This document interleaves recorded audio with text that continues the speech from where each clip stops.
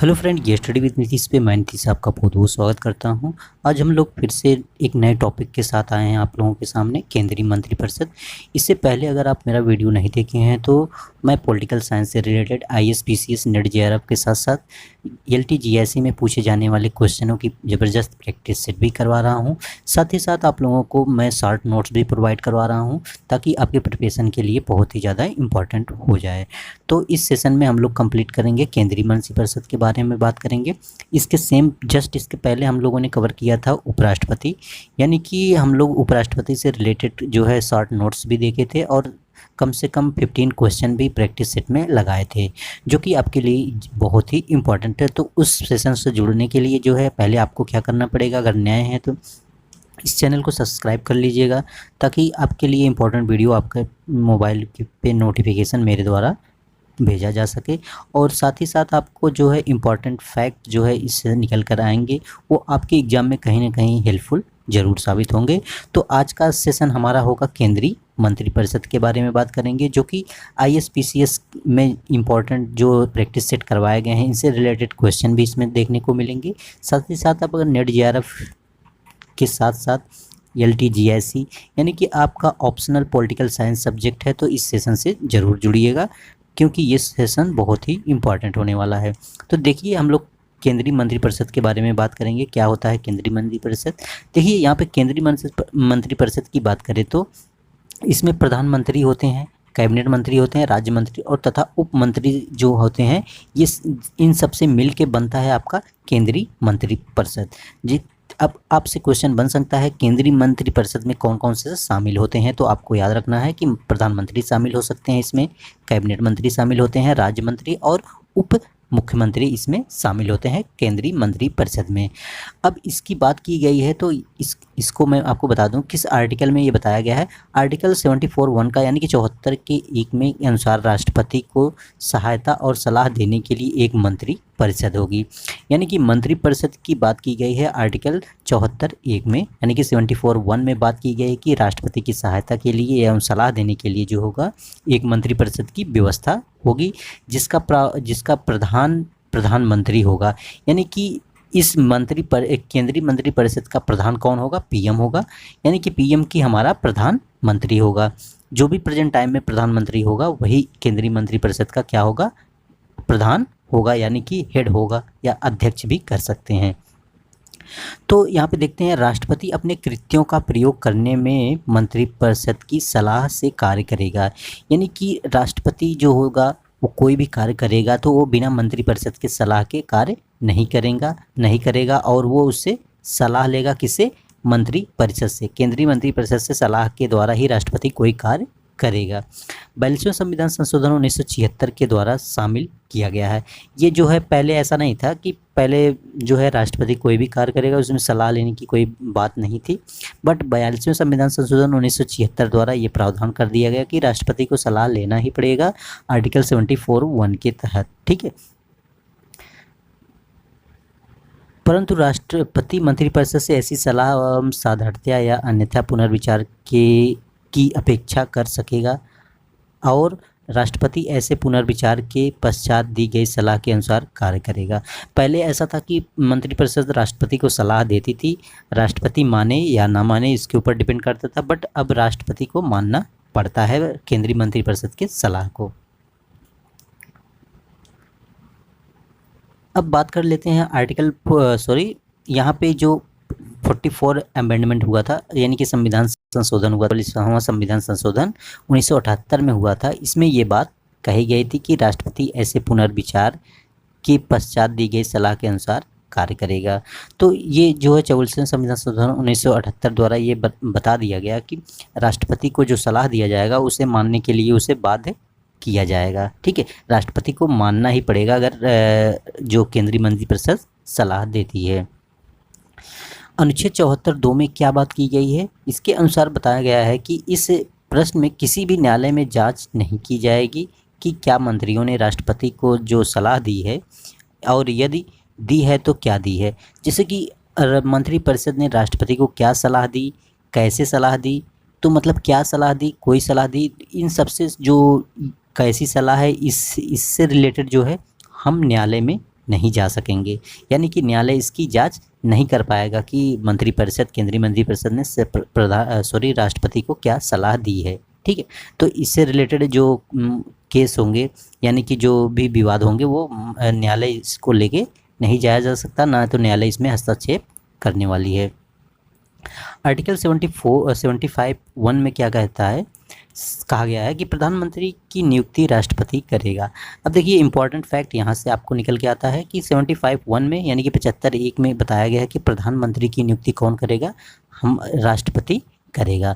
नियुक्ति कौन करेगा, राष्ट्रपति, यानी कि बहुमत दल के नेता की नियुक्ति कौन करता है, राष्ट्रपति जो है उसको क्या करेगा, नियुक्त करेगा, तो वो प्रधानमंत्री बन जाएगा। अन्य मंत्रियों की नियुक्ति राष्ट्रपति भी करेगा, प्रधानमंत्री की सलाह से करता है। 75(1) में अब आर्टिकल आप याद रखिएगा 75(1), यानी कि इसमें जो है प्रधानमंत्री की नियुक्ति राष्ट्रपति करेगा, साथ साथ अन्य मंत्रियों की नियुक्ति भी राष्ट्रपति करेगा प्रधानमंत्री की सलाह पर। और अनुच्छेद 75(1) का क जो है, यानी कि 75(1) के में बताया गया है कि अनुसार मंत्रिपरिषद में प्रधानमंत्री सहित यानी कि प्रधानमंत्री को लेकर सभी मंत्रियों की कुल संख्या लोकसभा के सदस्यों की कुल संख्या का 15% से अधिक नहीं होगा। यानी कि आर्टिकल 75(1) का में ये भी प्रावधान किया गया है कि मंत्रिपरिषद में प्रधानमंत्री सहित जो होंगे अन्य कुल संख्या लोकसभा के सदस्यों की कुल संख्या के 15% से अधिक मंत्री नहीं होंगे। और ये कब जोड़ा गया, ये 91 अमेंडमेंट हुआ 2003 के द्वारा। यानी कि 2003 में एक संशोधन होता है, 91वां संविधान संशोधन, जिसमें यह बात कही जाती है कि आर्टिकल 75(1) के तहत कि जो प्रधानमंत्री है उसके साथ ही साथ मंत्रियों की कुल संख्या जो है लोकसभा के सदस्यों की कुल संख्या के 15% से अधिक नहीं होने वाली है। ये देखिए इंपॉर्टेंट फैक्ट यहाँ पे आपके लिए बहुत ही ज़्यादा इंपॉर्टेंट होगा। 75(1) यानी कि प्रधानमंत्री सहित जो है अन्य मंत्रियों की संख्या जो है 15% से अधिक नहीं होगी लोकसभा में। ये अमेंडमेंट जो होता है 91 का अमेंडमेंट होता है 2003 में। अब देखिए 91 अमेंडमेंट कितना इंपॉर्टेंट है आपके लिए, इससे क्वेश्चन बने हैं। और इस सेशन के बाद हम लोग जो है प्रैक्टिस सेशन भी लगाएंगे, तो देखिएगा वहाँ पे कितने अच्छे अच्छे क्वेश्चन आपके सामने आएंगे, जो कि अगर आप प्रैक्टिस सेशन ये मेरा जो है शार्ट नोट्स देखेंगे तो समझ में आपको आ जाएगा कि शार्ट नोट्स से कितना ही आपके लिए हेल्पफुल साबित होने वाला है। तो देखिए 91 अमेंडमेंट हम लोगों ने बात कर लिया, 2003 में हुआ था। ठीक है, इसमें क्या बात की गई थी, यहाँ में ये बात की गई थी लोकसभा के जो मंत्री हैं प्रधानमंत्री के लेकर जो है 15% से अधिक लोकसभा के मंत्री की नियुक्ति नहीं की जाएगी, ये प्रावधान किया गया था। ठीक है, 75(2) के बात कर लें तो इसके अनुसार मंत्री राष्ट्रपति के प्रसाद पर्यंत अपना पद धारण करते हैं। यानी कि मंत्री तभी तक रहेंगे जब तक राष्ट्रपति का प्रसाद उनको मिलता रहेगा, यानी कि प्रसाद पर्यंत, यानी कि राष्ट्रपति प्रसाद पर्यंत जो है किसको मंत्री धारण करवाते हैं, मंत्रियों का पद जो है। ठीक है, 75(3) में ये बात कहा गया है कि मंत्रिपरिषद जो होगी लोकसभा के प्रति सामूहिक रूप से उत्तरदायी होगी। यानी कि 75(3) में देखिए आर्टिकल 74 जो है आपके लिए इम्पोर्टेंट था। ठीक है, जो राष्ट्रपति की सलाह के लिए मंत्रिपरिषद होगी। ठीक है, मंत्रिपरिषद से होगी। फिर 75 में ये बात कही गई कि जो है प्रधानमंत्री सहित जो है लोकसभा में मंत्रियों की संख्या जो है 15% से अधिक नहीं होनी चाहिए। ये अमेंडमेंट 91 में ऐड किया गया। इसके बाद आपका आ जाता है आर्टिकल 75(3) में कि मंत्रिपरिषद जो होगी लोकसभा के प्रति सामूहिक रूप से उत्तरदायी होगी। यानी कि जितने भी मंत्री होंगे वो सभी लोकसभा के प्रति जो होंगे उत्तरदायी होंगे। यानी कि अगर लोकसभा भंग होती है कि सभी की मंत्री पद का इस्तीफा देना पड़ेगा, उनको त्यागपत्र देना पड़ सकता है।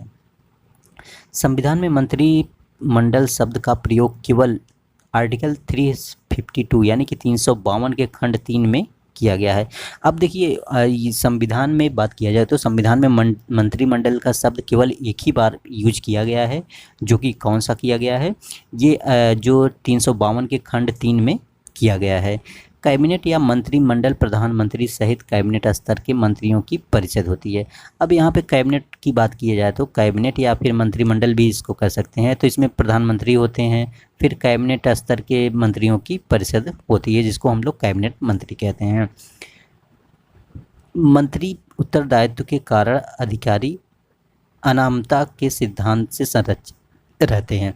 जो मंत्री होते हैं उत्तरदायित्व के कारण जो होते हैं अधिकारी अनामता के सिद्धांत से संरक्षित रहते हैं और अधिकारियों के द्वारा किए गए कार्यान्वयन की जिम्मेदारी अंतिम रूप से मंत्री की होती है। यानी कि जो भी अधिकारी कार्य करते हैं उनकी जिम्मेदारी किसकी होती है?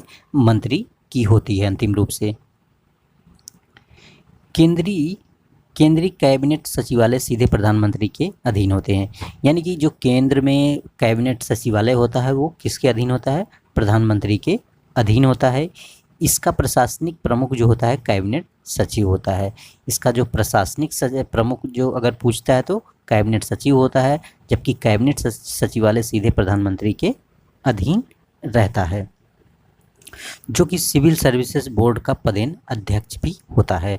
जो सचिव होता है वो सिविल सर्विस यानी कि यूपीएससी से वो आता है और वो यूपीएससी का जो है पदेन अध्यक्ष भी होता है। अनुच्छेद 75(5) के अनुसार कोई भी मंत्री जो निरंतर 6 माह के किसी भी अवधि तक संसद में किसी सदन का सदस्य नहीं है, उस अवधि की समाप्ति पर मंत्री नहीं रहेगा। यानी कि अगर कोई ऐसा मंत्री जो कि किसी भी संसद का सदस्य नहीं है उसको मंत्री बना दिया जाए, मंत्री बन जाएगा, बट प्रॉब्लम क्या होगी? उसको 6 महीने के अंदर जो है किसी भी संसद के किसी भी सदन की सदस्यता उसको लेनी पड़ेगी, अन्यथा नहीं तो उसकी सदस्यता जो है रद्द की जाएगी। यानी कि मंत्री पद से उसको समाप्त कर दिया जाएगा। यानी कि अब प्रधानमंत्री या फिर प्रधानमंत्री की परामर्श से जो है राष्ट्रपति किसी को भी मंत्री बना सकता है, बट उसको 6 माह के अंदर जो है संसद के किसी भी सदन की सदस्यता लेनी पड़ेगी। अगर नहीं लेता है तो 6 महीने बाद वो खुद ही उसका पद समाप्त हो जाएगा। ठीक है। प्रधानमंत्री तथा अन्य मंत्रियों को शपथ राष्ट्रपति दिलाता है, ये आप याद रखिएगा। प्रधानमंत्री के साथ साथ जो है अन्य मंत्रियों की जो शपथ दिलाने का काम करता है कौन करता है? भारत का राष्ट्रपति करता है। प्रधानमंत्री अपना त्यागपत्र जो है राष्ट्रपति को देता है। प्रधानमंत्री अपना त्यागपत्र किसको देता है? राष्ट्रपति को देता है। संघीय मंत्रिमंडल की बैठक की अध्यक्षता जो होती है प्रधानमंत्री करता है। यानी कि जो सेंट्रल जो मंत्रिमंडल है उसकी जो अध्यक्षता करता है कौन? पीएम करता है। अनुच्छेद 78 के अनुसार प्रधानमंत्री राष्ट्रपति की ऐसी सूचना देगा जो संघीय प्रशासन तथा विधान के बारे में उसके द्वारा मांगी जाए। यानी कि आर्टिकल 78 में ये बात कहा गया है कि प्रधानमंत्री जो है राष्ट्रपति को सूचना देगा। ठीक है, तो सिंपल सी बात आप ये याद रखिएगा कि आर्टिकल 78 में क्या बात कही गई है कि जो प्रधानमंत्री है वो राष्ट्रपति को सूचना प्रदान करेगा, यानी कि देने का कार्य करेगा, जो कि संघीय प्रशासन या फिर विधान के बारे में उसके द्वारा मांगी जाए। किसी भी के बारे में मांगेगा राष्ट्रपति तो उसको सूचना देनी पड़ेगी। ये आर्टिकल 78 में बात कह दी गई है। ठीक है।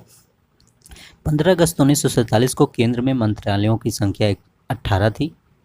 वर्तमान में केंद्र में मंत्रालयों की कुल संख्या 51 हो गई है। अब यहाँ पे बता रहा है कि 15 अगस्त 1947 को जब देश आज़ाद हुआ था उस समय मंत्रालयों की संख्या कितनी थी? 18 थी, जबकि वर्तमान में केंद्र में मंत्रालयों की कुल संख्या कितनी हो गई है? 51 हो गई है, मंत्रालय बनाए गए हैं। तो ये सेशन आपके लिए बहुत ही इम्पोर्टेंट था। जो लोग जुड़े हैं उनके लिए तो बहुत ही इम्पोर्टेंट था, और जो नहीं जुड़े हैं तो प्लीज़ आप इस वीडियो को शेयर करिएगा। जिसको इसकी ज़रूरत है उन्हीं के पास शेयर करिए।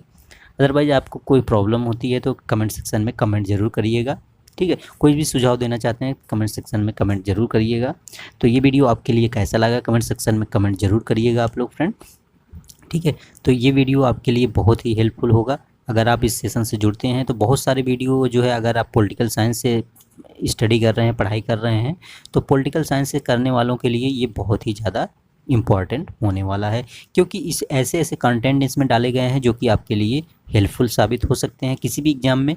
ठीक है, तो इस सेशन से ज़रूर जुड़िएगा। नए तो चैनल को प्लीज़ सब्सक्राइब ज़रूर करिएगा। ठीक है, सब्सक्राइब कर लीजिएगा तो ताकि आपको नोटिफिकेशन मिलता रहे अच्छे वीडियो देखने के लिए।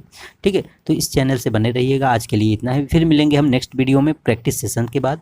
यानी कि आज हम लोग ने शार्ट नोट्स पढ़ा है, फिर नेक्स्ट वीडियो में हम लोग प्रैक्टिस सेशन करने वाले हैं।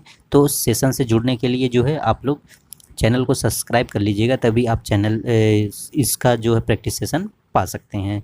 तो आज के लिए इतना, फिर मिलते हैं नेक्स्ट वीडियो में। Thanks for watching.